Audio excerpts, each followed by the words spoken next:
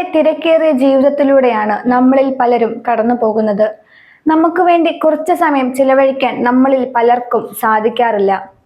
എന്നാൽ എത്ര തിരക്കുകൾ ഉണ്ടെങ്കിലും കുറച്ച് സമയം നമുക്കായി മാറ്റിവെക്കേണ്ടത് അത്യാവശ്യമാണ്. സ്വന്തമായി സമയം കണ്ടെത്തുമ്പോൾ ഒപ്പം മാനസിക ആരോഗ്യ സംരക്ഷണത്തിനായി ചെയ്യാവുന്ന ഏറ്റവും മികച്ച വഴിയാണ് മെഡിറ്റേഷൻ.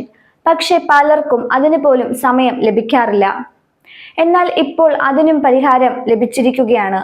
മൈക്രോ മെഡിറ്റേഷൻ എന്ന പുതിയ മെഡിറ്റേഷൻ ഇപ്പോൾ ട്രെൻഡിങ് ആവുകയാണ്.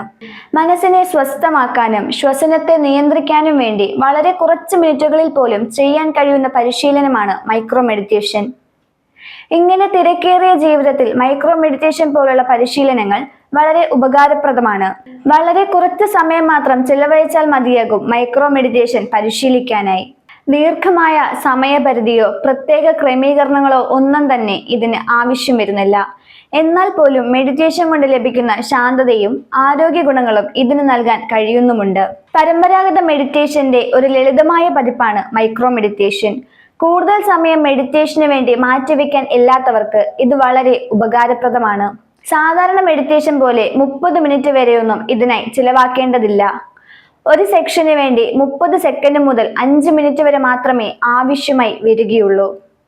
അതുകൊണ്ട് തന്നെ യാത്ര ചെയ്യുമ്പോഴോ മീറ്റിങ്ങുകൾക്ക് ഇടയിലോ അല്ലെങ്കിൽ ഒരു ബ്രേക്ക് കിട്ടുമ്പോഴോ നിങ്ങൾക്കിത് പരിശീലിക്കാവുന്നതാണ്.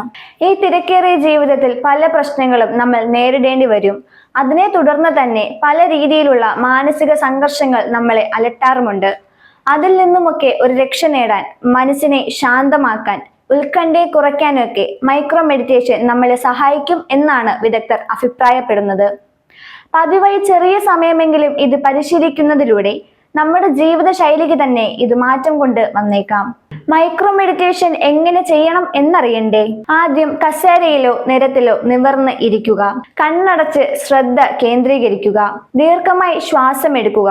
ശ്വാസം എടുക്കുന്നതും ശ്വാസം പുറത്തു വിടുന്നതും ക്രമമായി ചെയ്യുക. മറ്റെന്തെങ്കിലും ചിന്തകൾ വരുന്നുണ്ടെങ്കിൽ അതിൽ ശ്രദ്ധിക്കാതെ ശ്വസനത്തിൽ മാത്രം ശ്രദ്ധ കേന്ദ്രീകരിക്കുക. എത്ര സമയമാണോ നിങ്ങൾ മെഡിറ്റേഷൻ ചെയ്യാൻ ഉദ്ദേശിക്കുന്നത് അതിനുശേഷം പതിയെ കണ്ണുകൾ തുറക്കുക. വളരെ കുറച്ച് സമയം മാത്രം ചിലവഴിച്ചു ചെയ്യുന്ന ഈ മൈക്രോ മെഡിറ്റേഷൻ കൊണ്ട് ഉണ്ടാകുന്ന ഗുണങ്ങൾ വലുതാണ്. മനസ്സ് ശാന്തമാക്കാൻ ഇത് വളരെ സഹായിക്കാറുണ്ട്. ഒരു കാര്യത്തിൽ ശ്രദ്ധ കേന്ദ്രീകരിക്കാനുള്ള ശക്തി വർദ്ധിപ്പിക്കുന്നു. തുടർച്ചയായി ചെയ്യുന്നതിലൂടെ ഉത്കണ്ഠ പോലെയുള്ള മാനസിക പ്രശ്നങ്ങൾ കുറയ്ക്കാൻ സഹായിക്കുന്നു എന്നിങ്ങനെയുള്ള നിരവധി ഉപയോഗങ്ങൾ ഈ മൈക്രോ മെഡിറ്റേഷൻ കൊണ്ട് ഉണ്ടാവുന്നുണ്ട്. വളരെ കുറച്ച് സമയം കൊണ്ട് ഇത്രയും ഉപകാരങ്ങൾ ഉണ്ടെങ്കിൽ ആരാണിത് വേണ്ടാന്ന് വെക്കുന്നത്? ഇനി ദിവസേനയുള്ള ജീവിതത്തിൽ കുറച്ച് സമയം ഇതിനായി മാറ്റിവെച്ചുള്ളൂ.